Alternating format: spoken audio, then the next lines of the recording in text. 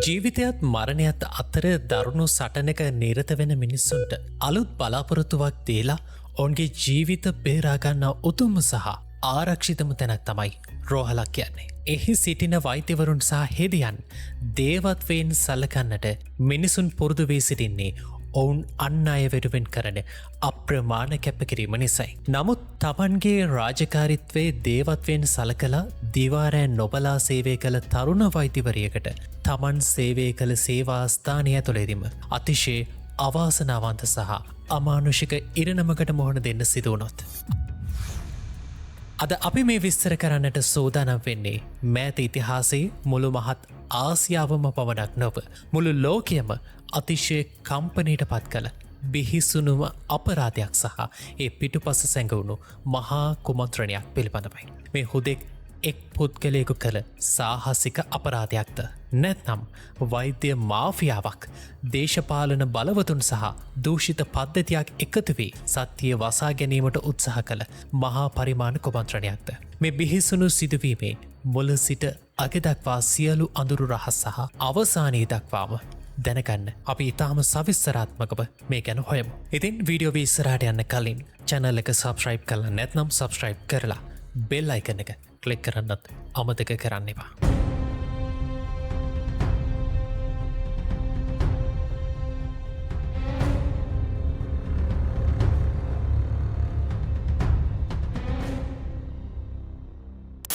මුළු ලෝකයම කැළඹූ මේ අවාසනාවන්ත කතාව ආරම්භ වෙන්නේ 2024 වසරේ අගෝස්තු මාස 9 වෙනිදා උදෑසන කාලයේදී ඉන්දියාවේ කොල්කටා නුවර පිහිටි වසර 100 ගණනක් පැරණි අතිශය කාර්යබහුල සහ ප්‍රමුඛතම රජයේ රෝහලක් මෙන්ම වෛද්‍ය විද්‍යාලයක් වන RG කාර් ආයතනයේ තෙවෙනි මහලෙන් එදින උදෑසන 9:30ට පමණ අසාමාන්‍ය සහ දැඩි කම්පනකාරී විලාප හැඬක් ඇසෙන්නට ගන්නවා. සාමාන්‍යයෙන් රෝගීන්ගේ කේන්දරලි හඬවල් සහ කලබලකාරී ශබ්ද නිරන්තරයෙන් ඇසෙන මේ රෝහලේ එදා ඇසුණු ඒ අසාමාන්‍ය කෑගැසීම නිසා වෛද්‍ය සිසුන් හෙදියන් වගේම ආරක්ෂක අංශ සමාජිකින් දැඩි කලබලයට පත්වෙලා ඔවුන් වහාම තෙවෙනි මහලේ පිහිටි දේශන ශාලාව දෙසට දිව යනවා. ඔවුන් එහි ගොස් දේශන ශාලාවේ දොර ඇර බලද්දී දුටු දර්ශනයෙන් වෘත්තීය වෛද්‍යවරුන් පවා දැඩි කම්පනයට පත්වී ගල්කැසී බිම වාඩි වෙනවා. එහි බිම දබා තිබූ මෙට්ටයක් මත තිබුණේ එම රෝහලේම සේවය කළ හැමෝගෙම ආදරේ දිනාගෙන සිටි 31 හැවිරිදි තරුණ වෛද්‍යවරියකගේ නිසල දේහයයි. ඇගේ පෞද්ගලිකත්වයත් පවුලේ අභිමානය වගේම නීතිමය ගෞරවය ආරක්ෂා කිරීමට අපි ඇයට වෛද්‍ය ඩී යන නාමයෙන් කතා කරමු. පැයි 36ක් අකණ්ඩව නිදි නොලබා අසනන රෝගීන්ගේ ජීවිත බේරා ගැනීම සඳහා මහන්සි වූයේ වෛද්‍යවරිය අවසානයේ තමන් රාජකාරිය කළ තමන්ගේම සේවාස්ථානය ඇතුළතීම අතිශය ම්ලේච්ඡ සහ අමානුෂික ලෙස ඝාතනය කර දමා තිබුණා. වෛද්‍ය ඩී යනු ඉතාමත් සාමාන්‍ය මධ්‍යම පාන්තික පවුලක හැදී වැඩුණු එකම දියණියයි. ඇගේ අසරණ දෙමාපියන් තමන් සතු සෑම සේසතක්ම වියදම් කරමින් දිවාරෑන් නොබලා මහන්සි වී තමන්ගේ එකම දියණිය වෛද්‍යවරයක් කිරීමට සිහින මැව්වා. ඇයද එම දෙමාපිය සිහිනය සැබෑ කරමින් ඉතාමත් දක්ෂ ලෙස අධ්‍යාපනය කටයුතු නිම කර මෙම රෝහලේ පශ්චාත් උපාධිය හදාරන දෙවන වසරේ වෛද්‍ය සිසුවියක් ලෙස සේවය කරමින් හිටියා. අගෝස්තු මාස 8 වෙනිදා ඇය පුරුදු පරිදි තමන්ගේ සේවා මොරේට වාර්තා කළ අතර එදින ඇයට පැය 36ක අතිශය වෙහෙසකර සේවා කාලයක් නියමිතව තිබුණා. ඇය දිනය පුරාම රෝගීන් 100 ගණනක් පරීක්ෂා කරමින් දැඩි වෙහෙස මහන්සියෙන් කටයුතු කළා. එදින රාත්‍රී 11:30ට පමණ ඇය තමන්ගේ ආදරණීය පියාට දුරකථන ඇමතුමක් ලබා දෙමින් තමන් රාත්‍රී ආහාරය ගත් බවත් දෙමව්පියන්ටද පරිස්සමින් ආහාරගෙන නිදාගන්න ලෙසත් පවසනවා. ඇය ඉතාමත් සතුටින් සහ සාමාන්‍ය පරිදි කතා කරා වගේම ඇය තමන්ගේ පියා සමග ආදරයෙන් කතා කළ අවසන් වතාව එය වේ යයි ඇගේ දෙමව්පියන් කිසිසේත්ම සිතන්නට නැතුව ඇති. ආහාර ගැනීමෙන් පසුවද ඇය මධ්‍යම රාත්‍රී වනතෙක්ම කනිෂ්ඨ වෛද්‍යවරුන් සමග එකතු වෙලා රෝගීන්ගේ වාර්තා පරීක්ෂා කරමින් තමන්ගේ රාජකාරිය අකුරටම ඉටු කළා. දැඩිසේ වෙහෙසට පත්ව සිටි ඇය අලුයම 2ට පමණ විවේක ගැනීම සඳහා ආරක්ෂිත ස්ථානයක් සෙව්වත් රෝහලේ වෛද්‍යවරුන්ට වෙන් වූ කාමරයක් නොමැතිවීම නිසා සෙමිනා ශාලාව වෙත ගොස් තිබුණා. පසුදින එනම් අගෝස්තු අගෝස්තු 9 වෙනිදා උදෑසන 10:30ට පමණ වෛද්‍ය ඩීගේ මව්පියන්ගේ දුරකථනයේ නාද වෙනවා. ඇමතුම ලැබෙන්නේ රෝහලේ සහකාර සුපිරින්ටන් වරයාගෙන්. ඇගේ දුවට දැඩිසේ අසනීප වී රෝහලේ ප්‍රතිකාර ලබන පැවින් වහාම රෝහල වෙත පැමිණෙන ලෙස ඔහු පවසනවා. මව්පියන් කලබල වී ඇයට සිදුවයේ කොබක්ද කියා අඩබෙන් විමසුවත් තමන් වෛද්‍යවරයෙක් නොවන බැවින් කිසිවක් නොදන්නා බව පවසා ඔහු දුරකථනය විසන්ධි කරනවා. මව්පියන් නොකා නොබී ත්‍රීරෝධ රථයකින් රෝහල බලා වේගෙන් ඇතියෙත්දී උදෑසන 11:15ට පමණ නැවතත් රෝහලෙන් දුරකථන ඇමතුමක් ලැබෙනවා. මෙවර ඔවුන් පවසන්නේ ඇසූ සැනින් ඕනෑම දෙමව්පියකුගේ පපුුව පැළි යන බිහිසුනුම ප්‍රකාශයයි. එනම් ඔවුන්ගේ එකම දියණිය සෙමිනා ශාලාව ඇතුළේ තමන් විසින්ම ජීවිතයේ නැති කරගෙන ඇති බවයි. පැය කිහිපයකට පෙර තමන් සමග ඉතාමත් සතුරින් කතා කළ ජීවිතය ගැන විශාල බලාපොරොත්තු තබාගෙන සිටි තරුණ වෛද්‍යවරයක් එක්කවරම මෙවැනි තීරණයක් ගන්නේ ඇයිද යන්න දෙමව්පියන්ට මහත් ප්‍රහෙලිකාවක් වුණා. ඔවුන් හඬා වැටෙමින් රෝහලට ළඟාවුවත් දියණියගේ දේහය බැලීමට රෝහල් බලධාරීන් ඔවුන්ට ඉඩ දුන්නේ නැහැ. ඔවුන් රෝහලෙන් පිටත පැය 3කට වඩා කාලයක් රස්තියාදු කිරීමට බලධාරීන් කටයුතු කළා. අවසානයේ වෛද්‍ය සිසුන්ගේ සහ දෙමාපියන්ගේ දැඩි බලපෑම හමුවේ දේහය පෙන්වීමට එකඟ වුණා. මව්පියන් සෙමිනා ශාලාව ඇතුළට යද්දී ඔවුන් දුටු දර්ශනයෙන් මුළු ලෝකයම ඔවුන්ට අහිමි වී ගියක් බඳු හැඟීමක් ඇති වුණා. ඇගේ දේහේ තිබුණේ බිම මෙට්ටයක් මත.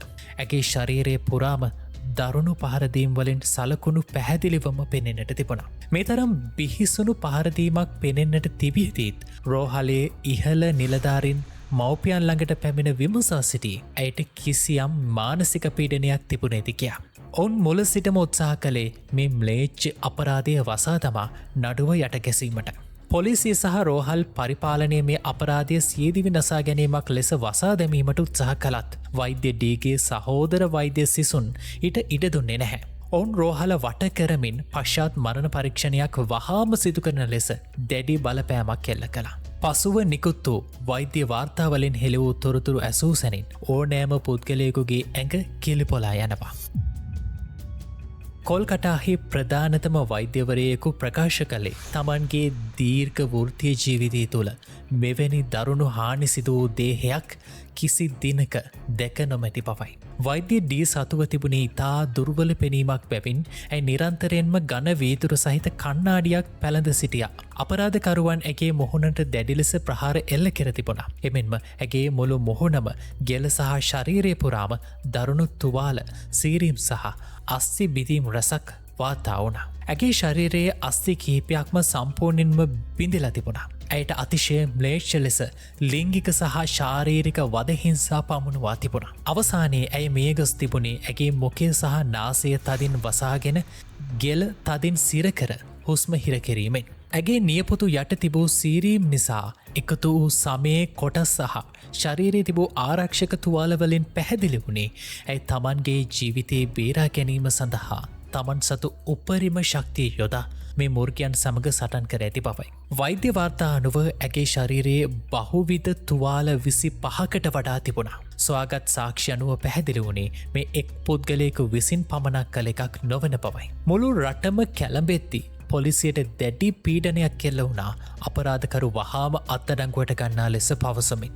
අපරාධය සිදු වූ දේශන ශාලාව පරීක්ෂා කිරීමේදී පොලිසියට බ්ලූටූත් ඉයර්බඩ් එකක් හමු වෙනවා. එදින රාත්‍රියේ රෝහලට ඇතුළු වූ සැකකටයුතු පුද්ගලයන්ගේ ජංගම දුරකථන පරීක්ෂා කිරීමේදී එක් දුරකථනයක් මේ ඉයර්බඩ් එක ළඟටගෙන ගිය සැනින් ස්වංක්‍රීයවම ඊට සම්බන්ධ වන බව හෙළිවුණා. ඒ දුරකථනය අයිති පුද්ගලයා වුණේ සංජේ රෝයි නැමති සිවිල් ස්වේච්ඡා සේවකයයි. ඔහු රෝහලේ නිල වෛද්‍ය කාර්ය මණ්ඩලයට අයත් කෙනෙක් නෙවෙයි. පොලිසිය සමග තිබූ සමීප සම්බන්ධතා නිසා රෝහලේ ඕනෑම ස්ථානයකට බලහත්කාරයෙන් ඇතුළුවීමේ බලය ලබාගෙන රෝගීන්ට ඇඳන් සහ ඖෂධ ලබාදීමේ තැරවුකාරකම් කරමින් මුදල් සෙව්වායෙක්.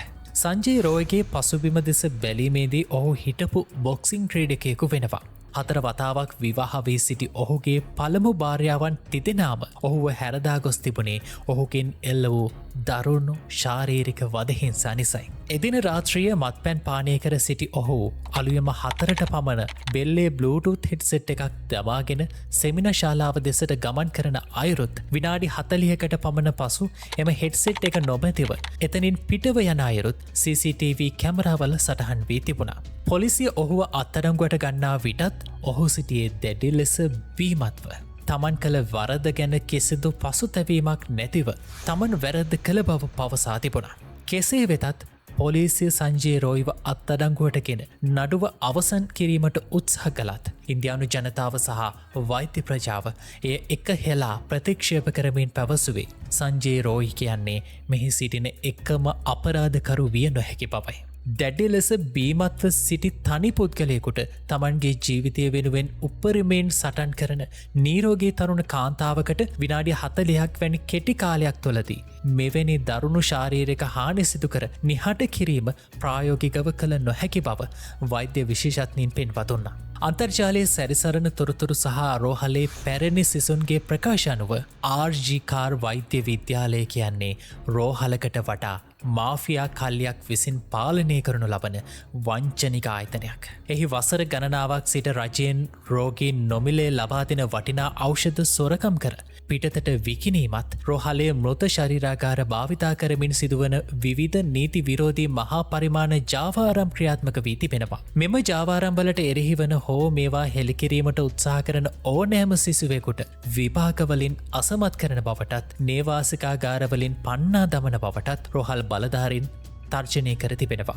සමාජය පුරා පැතර යන ප්‍රබලතම සැකේ තමයි වෛද්‍යදී මෙම මහා පරිමාණ දූෂණ ජාලය පිළිබඳව සියලු සාක්ෂි එකතු කරගෙන සිටි බවත් ඇයි පිළිබඳව නීතිමය ක්‍රියාමාර්ග ගැනීමට සූදානම් වී සිටි බවත්. ඇයව නිහඬ කිරීම සඳහා රෝහලේ ඉහළ බලවතුන් විසින් සැලසුම් සහගතව සිදු කළ ඝාතනයක් ලෙස මේ හැඳින්විය හැකි වගේම මෙම සැකය තහවුරු කිරීමටත් මෙම රෝහලේ අතීතයේ සිදු වූ අභිරහස් මරණ රැසක් සාක්ෂි දරනවා. 2001 වසරේදී රෝහලේ වෛද්‍ය සිසුවෙකු වූ සෞමිත්‍ර දත්තා නේවාසිකාගාරයේ එල්ලී මේගොස් සිටියේදී හමු වුණා. ඔහු රෝහල තුළ ක්‍රියාත්මක වූ මලසිරුරු අලවි කිරීමේ ජාවාරමක් හෙළිකිරීමට යාම නිසා ඝාතනය වූවක් බව පසුව හෙළි වුණා. එමෙන්ම 2003 වසරේදී තවත් කාර්ය මණ්ඩල සමාජිකයෙකු අභිරහස් ලෙස මිය ගියා. 2016 වසරේදී තවත් මහාචාර්යවරයෙකු නිවස තුළ මියගොස් සිටියේදී ඔහුගේ මරණයට හේතුව හෘදයාබාධයක් ලෙස පොලිසිය සටහන් කර තිබුණා. මේ සියලු මරණ පිටුපස තිබුණේ රෝහලේ මාෆියාවට එරෙහි වූවන් නිහඬ කිරීමේ කුමන්ත්‍රණයක්. වෛද්‍ය ඩීට සිදුවේද එම ඉරණමම බව බොහෝ දෙනා විශ්වාස කරනවා. මේ සියලු දූෂිත ක්‍රියාවල සහ කුමන්ත්‍රණයේ ප්‍රධානතම චෝදිතයා ලෙස ඇඟිල්ල දික්වන්නේ වෛද්‍ය විද්‍යාලයේ එවකට විදුහල්පති වූ සංදීප් ഘോഷ් වෙත. ඔහුට ඉහළ දේශපාලන සබඳතා තිබූ බැවින් ඔහුට විරුද්ධව නීතිය ක්‍රියාත්මක කිරීමට පොලිසිය පවා බිය වුණා. වෛද්‍ය ඩීගේ මරණයෙන් පසු ඔහු මාධ්‍ය වෙත දක්වමින් ඇයි ළමයා රැත් තනියම සෙමිනා හෝල් එකට ගියේ කියා පවසමින් වින්දිත වෛද්‍යවරියගේ නම සහ ඡායාරූප මාධ්‍ය වෙත මුදා හැරීමට කටයුතු කරමින් ඇගේ චරිතය ඝාතනය කිරීමට උත්සාහ කළා. සමාජ මාධ්‍ය ඔස්සේ එල්ල වූ දැඩි බලපෑම නිසා ඔහු තනතුරෙන් ඉල්ලාසු නමුත් පුදුමයකට වගේ ඉල්ලාස් වී පැය 4ක් යාමටත් මත්තෙන් බටහිර බෙන්ගාල රජය විසින් ඔහුව කොල්කටාහි තවත් වඩාත් ප්‍රධාන වෛද්‍ය විද්‍යාලයක විදුහල්පතිවරයා ලෙස පත්කිරීමට කටයුතු කළා. නමුත් වඩාත්ම සැක කටයුතු සිදුවීම වාර්තා වන්නේ මරණය සිදු වූ වහාමයි. අපරාධය සිදු වූ සෙමිනා ශාලාව අවට ප්‍රදේශය ප්‍රතිසංස්කරණය කිරීමේ මුවාවෙන් කඩාබිඳ දැමීමට රෝහල් බලධාරීන් ක්ෂණිකව කටයුතු කළා. මේ පැහැදිලිවම අපරාධය සිදු වූ ස්ථානයේ තිබූ DNA ලේ සලකුණු සහ විද්‍යාත්මක සාක්ෂි විනාශ කිරීමේ උත්සාහයක්. ඒ විතරක් නෙවී. අගෝස්තු 14 වෙනිදා රාත්‍රියේ එනම් ඉන්දියාවේ නිදහස් දිනට පෙර දින රාත්‍රියේ කාන්තාවන් සහ වෛද්‍යවරුන් රටපුරා ඉටිපන්දම් දල්වා සාමකාමී විරෝධතාවල නිරත වෙමින් සිටියේදී දහස් ගණනක ප්‍රචණ්ඩකාරී මැර කණ්ඩායමක් ලෝරි සහ යතුරු පැදි මගින් RG-කාර් රෝහල වෙත කඩා වැදුණා. ඔවුන් රෝහලට කඩා වැදී එහි තිබූ වටිනා වෛද්‍ය උපකරණ, හදිසි අනතුරු අංශයේ ඖෂධ ගබඩා සහ අපරාධය සිදු වූ ස්ථානීය අවට සම්පූර්ණයෙන්ම පොඩි කර විනාශ කළා. මේ අවස්ථාවේදී පොලිසිය ක්‍රියා කළේ අතිශය දුර්වල සහ සැක කටයුතු ආකාරයකටයි. පොලිසිය හිතා මතාම මැරයින්ට රෝහලට ඇතුළු වී ඉතිරිව තිබූ සාක්ෂිද විනාශ කිරීමට ඉඩ ලබාදුන් බව මහජනයා එදා දැඩි ලෙස චෝදනා කළා. මේ ප්‍රහාරය සැලසුම් සහගතව සිදු කළ එකක් බව පැහැදිලි වුණේ සාක්ෂි විනාශ කිරීමේ අරමුණින් පමණක් රෝහලේ ඇතැම් කොටස්වලට හානිකර තිබූ බැවි. මුළු මහත් ඉන්දියාවම දැඩි නොසන්සුන්තාවයකින් යුතුව බලා සිටින් නඩු විපාකයේ අවසානයේ ඉතාමත් තීරණාත්මක මාවතකට අවතීරණ වුණ. CBI ආයතනයේ විසින් මෙම නඩුවේ ප්‍රධාන සැකකරුවන සිවිල් ස්වේච්ඡා සේවක සංජේ රෝයිට එරෙහිව ප්‍රබල සාක්ෂි සහිතව මූලික චෝදනා පත්‍රයක් අධිකරණයට ඉදිරිපත් කරනවා. එහිදී DNA සාක්ෂි CCTV දර්ශන සහ වින්දිත වෛද්‍යවරියගේ නියපොතු යට තිබී හමු වූ සමේ කොටස් සංජේ රෝයිගේ ශරීර සෛල සමග 100%ක්ම ගැලපෙන බව තහවුරුණා. දීර්ඝ නඩු විභාගයකින් අනතුරුව කොල්කටාහි සීල්දා මහාධිකරණය විසින් 2025 වසරේ ජනවාරි මස 18 වෙනිදා සංජේ රෝයිව වෛද්‍යවරියව අමානුෂික හිංසනය සහ ඇයව මරා දැමීම සම්බන්ධයෙන් නිල වශයෙන් වැරදිකරු බවට තීන්දු කළා. ඉන් පසු 2025 වසරේ ජනවාරි මස 20 වෙනිදා විනිසුරුවරයා විසින් සිය අවසන් දඬුවම ප්‍රකාශයට පත් කරමින් සංජේ රෝයිට තමන්ගේ ස්වාභාවික මරණය සිදුවන තෙක්ව ජීවිතාන්තය දක්වා දැඩි සිරදඩුවමක් සහ ඉන්දියානු රුපියල් 50,000ක දඩයක් නියම කරනු ලැබුවා. මේට අමතරව වින්දිත පවුලට ඉන්දියානු රුපියල් ලක්ෂ 17ක වන්දියක් ලබාදීමට රජයට නියෝග කළත් ඇගේ මව්පියන් එම වින්දිත මුදල ලබා ගැනීම තරයේ ප්‍රතික්ෂේප කරනු ලැබුවා. අධිකරණ තීන්දුව ඇසූ වහාම වෛද්‍ය ඩීගේ මව්පියන් දැඩි කලකිරීමට පත්වෙමින් පැවසුවේ සංජේ රෝයිට මරණ දඬුවම ලැබිය යුතුව තිබූ බවත් සැබෑ සාක්ෂි විනාශ කළ ඉහළ නිලධාරීන් තවමත් නිදහසේ සිටින බැවින් තමන්ට මේ තීන්දුව ගැන සතුටු විය නොහැකි බවත්. මව්පියන්ගේ සහ වෛද්‍ය ප්‍රජාවගේ අකණ්ඩ අරගලයේ නිසාම 2025 වසරේ මූලික තීන්දුවෙන් පසුවත් නඩුවේ සැඟවුණු පැතිසෙවීම නතර වුණේ නැහැ. ඉහළ බලධාරීන් සහ පොලිසිය එකතු වෙලා සාක්ෂි වසන් කළ බවට පැවති බරපතල චෝදනා විභාග කිරීම සඳහා කොල්කටා මහාධිකරණයේ විසින් තාමත් තීරණාත්මක නියෝගයක් නිකුත් කරනවා. CBI ආයතනයේ ඒකාබද්ධ අධ්‍යක්ෂකවරයාගේ සෘජු අධීක්ෂණය යටතේ විශේෂ ත්‍රිපුද්ගල විමර්ශන කණ්ඩායමක් පිහිටුවනු ලබනවා. මෙම නව විමර්ශනවල ප්‍රගතියක් ලෙස 2026 වසරේ ජූනි මස 18-19 කාල සීමාවේදී CBI විශේෂ විමර්ශන කණ්ඩායම විසින් ඉතාමත් තීරණාත්මක පියවරක් තබමින් එදා අපරාධයේ සිදුවන අවස්ථාවේ කොල්කටා පොලිසිය සේවය කළ ඉතාමත් ඉහළ නිලධාරීන් සහ දේශපාලන ක්‍රියාකාරීන් කැඳවා පැය ගණනාවක් තිස්සේ ප්‍රශ්න කරනු ලබනවා. විශේෂයෙන්ම අපරාධයේ සිදු වූ වහාම දේහය ආදානය කිරීමට පවුලේ අයට දැඩි ලෙස බලපෑම් කළ බවට චෝදනා ලැබූ ප්‍රදේශයේ හිටපු දේශපාලනඥයින් වන නිර්මල් ഘോഷ් වැනි ඉහළ බලවතුන්ගෙන් CBI නිලධාරීන් දීර්ඝ ලෙස ප්‍රශ්න කළා. දැනට අත්හිටුවා ඇති උසස් පොලිස් නිලධාරීන්ගේ භූමිකාව දැඩි ලෙස සැක සහිත වනවා. අපරාධය සිදු වූ වහාම සාක්ෂි තිබූ ප්‍රදේශයේ කඩාබිඳ දැමීමට ඔවුන් අවසර දුන්නේ ඇයිද? වෛද්‍යවරියගේ මව්පියන්ට දේහය නොපෙන්වා පැය ගණනාවක් ප්‍රමාද කළේ කාගේ උවමනාවටද යන්න පිළිබඳව මේ වන විට CBI ආයතනයේ ඉතාමත් සවිස්තරාත්මකව දුරකථන වාර්තා පරීක්ෂා කරමින් සිටිනවා. වෛද්‍ය ඩීට සිදු වූ මේ අවාසනාවන්ත ඛේදවාචකයේ නිසා ඉන්දියාවේ ශ්‍රේෂ්ඨාධිකරණයේ ඍජුව මැදිහත් වී රට පුරා සිටින වෛද්‍යවරුන්ගේ ආරක්ෂාව තහවුරු කිරීම සහ විශේෂ නව මාර්ගෝපදේශ සහ ප්‍රොටෝකෝල් සකස් කිරීමට ජාතික කාර්ය සාධක බලකායක් පත් කරා. ඉන්දියාවේ සේවය කරන වෛද්‍යවරුන්ගෙන් 30ක් පමණ කාන්තාවන් 80%ක්ම හෙද කාර්ය මණ්ඩලයේ කාන්තාවන්. වෛද්‍ය ඩී මියගියේ පැය 36ක අඛණ්ඩ සේවා මොරයක් සිදු කරමින් සිටියේදී ඇයට දැඩි තෙහෙට්ටුවක් දැනුණු නිසා ඇය විවේක ගැනීමට ස්ථානයක් සෙව්වත් රජයේ රෝහල්වල වෛද්‍යවරුන් සඳහා වෙනම ආරක්ෂිත විවේක කාමරයක් නොමැතිවීම නිසා ඇයට එදින රාත්‍රියේ නවාතැන් ගැනීමට සිදු වූයේ කිසිදු ආරක්ෂාවක් නොමැති සෙමිනා ශාලාවේ බිම දැමූ මෙට්ටයක් මතයි. මීට පෙරත් වෛද්‍යවරුන්ට සහ හෙදියන්ට පහරදීම් සහ ඝාතනය කිරීම රැසක් වාර්තා වුණා. 1973 වසරේදී රෝහල් සේවකයෙකු විසින් බිහිසුණු ලෙස දූෂණය කර අඩපන කළ අරුණා ශාන්කාක් නැමැති හෙදිය සහ 2023 වසරේ බීමත් රෝගියෙකු විසින් සැත්කම් කතුරකින් ඇන අමානුෂික ලෙස ඝාතනය කළ 23 හැවරදි වෛද්‍ය සිසුවිය වන වන්දනා දාස් ඊට ප්‍රධාන උදාහරණ වෙනවා.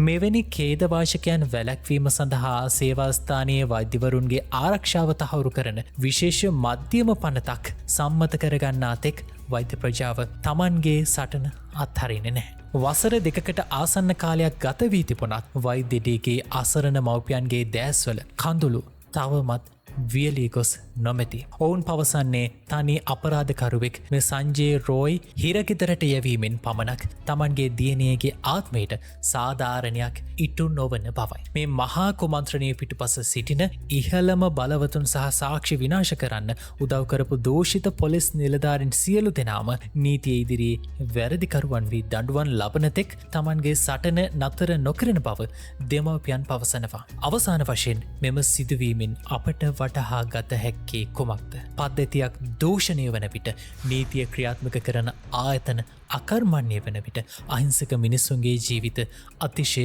අනාරක්ෂිත වන බවයි. වෛද්‍යඩීගේ මරණය අපට නිරන්තරයෙන්ම මතක් කර දෙන්නේ සත්‍ය සහ සාධාරණත්වයේ වෙනුවෙන් හඬ නැගීම කිසි විටකත් නතර නොකළ යුතු බවයි. ඇගේ ජීවිතය අහිමුවත් ඇය වෙනුවෙන් ඇවිලනු ඒ සාධාරණත්වයේ ඉටිපන්දම් සිලුව තවමත් මිලියන සංඛ්‍යාත ජනතාවගේ හදවත් තුළ දැල්වෙමින් පවතිනවා. හැට පරිපූර්ණ සාධාරණයක් ඉටුවනතෙක් සහ අපරාධකරුවන් සියලු දෙනා නීතියේ රැහැනට හසුවනතෙක් මුළු ලෝකයක් බලා සිටිනවා. ඉතින් මේ වීඩියෝ ගැන ඔබ හිතන්නේ මොකක්ද?